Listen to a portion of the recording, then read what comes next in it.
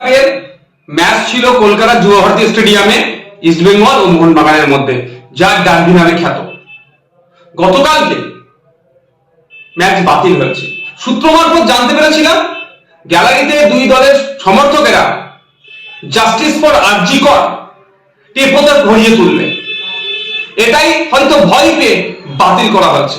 কিন্তু দুই দলের সমর্থকরা ঘরে বসে থাকেননি, তারা যুবভারতী স্টেডিয়াম চত্বরে জড়ো হতে চেয়েছিলেন জাস্টিস ফর আরজি কর তিলোত্তমার বিচার চাইতে, তার পরিবার যাতে ইনসাফ পায় সেই জন্য। তার সাথে পা মিলিয়েছিলেন ইস্ট বেঙ্গল, মোহনবাগানের সাথে মহামারান স্পোর্টিং ক্লাব। তার এই তিন দলের কর্মী সমর্থকরা যখন জড়ো হয়, পুলিশ মেন গেট থেকে 200 মিটারের মধ্যে কাউকে প্রবেশ করার অনুমতি দেয়নি, 200 মিটারের বাইরে দাঁড়িয়ে বাইরে থাকার কথা বলেছে।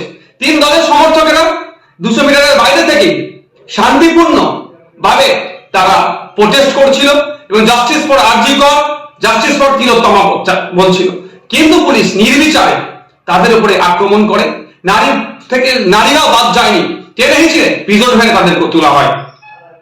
আমাদের প্রশ্ন, যেখানে মুখ্যমন্ত্রী নিজে জাস্টিস ফর তিলোত্তমা বলছেন, খুনিদেরকে দোষীদের শাস্তি চাইছেন, ফাঁসি চাইছেন, এবার ডেডলাইন করে দিচ্ছেন, সেখানে ভিন্ন দলের সমর্থকেরা তারা যারা ভিন্ন মানুষেরা যারা তিলোত্তমা হয়ে আওয়াজ করছে, তাদেরকে পুলিশ দিয়ে এরকম ভাবে দমন পীড়ন করা হচ্ছে কেন?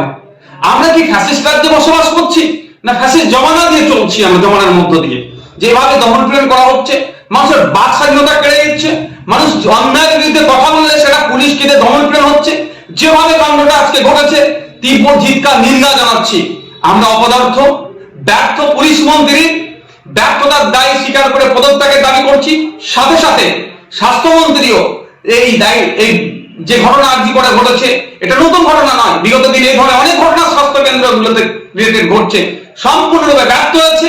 স্বাস্থ্যমন্ত্রীর পদত্যাগ দাবি করছি এবং সাথে সাথে একটু রাজ্যের মুখ্যমন্ত্রীকে স্মরণ করে দিতে চাই যে পৃথিবীতে যত ফ্যাসিস্টরাই ছিল না কেন, তারা বিভিন্ন সময় গুন্ডা মস্তান পুলিশ প্রশাসনকে কাজে লাগিয়ে মানুষের বাক স্বাধীনতা কেড়ে নেওয়ার চেষ্টা করেছে, মানুষকে দমিয়ে রাখার চেষ্টা করেছে, কিন্তু নির্দিষ্ট সময় পরে কিন্তু সেই ফ্যাসিস্টদের পতন হয়েছে।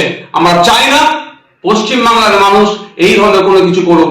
আর আমরা আশা করবো রাজ্য সরকারের কাছে, রাজ্য সরকারের প্রধান যিনি আছেন তার কাছে আশা করবো মানুষের বাক স্বাধীনতাতে কোনো রকম ভাবে না হস্তক্ষেপ হয়, সেটা আপনি ভালো করে দেখবেন।